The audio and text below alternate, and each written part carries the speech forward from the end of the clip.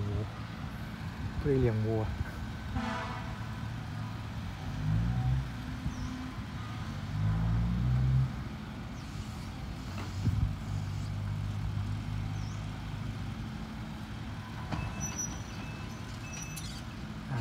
แมคโครโดนลมนะครับตอนนี้พักบอทันนะครับผม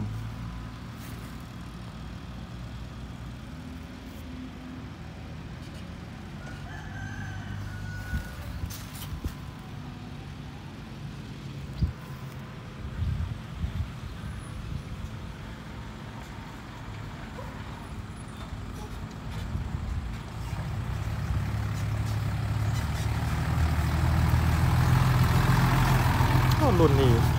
เบิ่งยังไงก็รอนะครับผมมันเป็นรูปโลโก้มันเป็นปีกนกอะ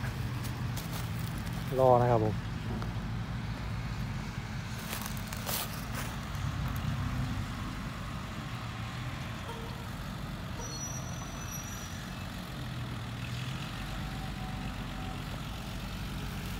คันนี้มันจะเดิน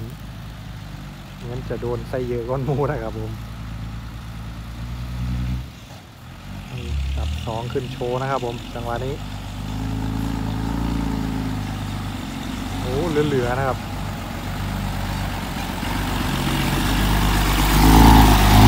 เหลือเลยอ่ะรอบได้นะครับคันนี้เพราะว่าเมื่อคืน2อยู่ทรงขึ้นมาทีนึงแล้วก็มาขึ้น2เลยนะครับ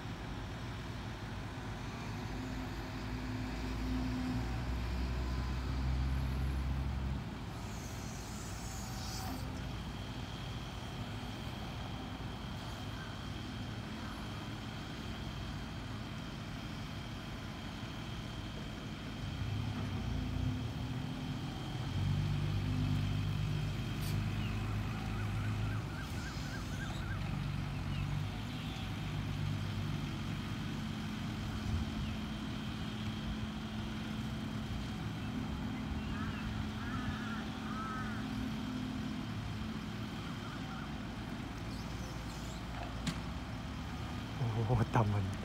อันนี้ดิตำเสาดำดิ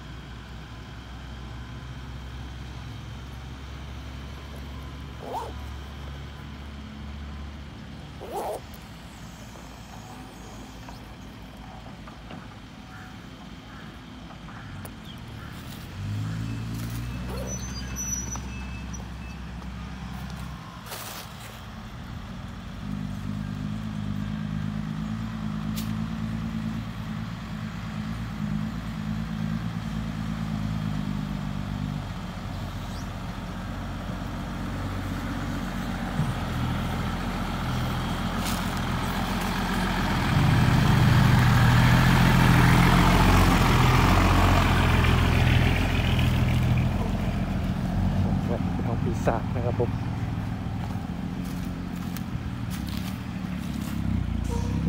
ไม่ทับนะครับรอชมทีเด็ดกันนี้นะครับลั่นเลยอะ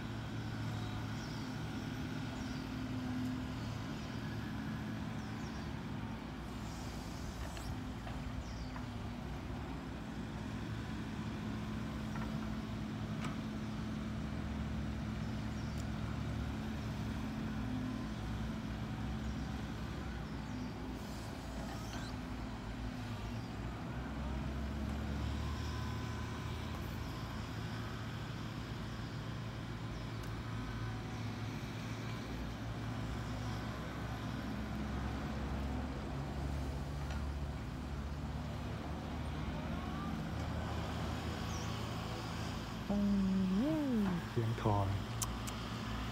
ทีมงานสายจวดนะครับผม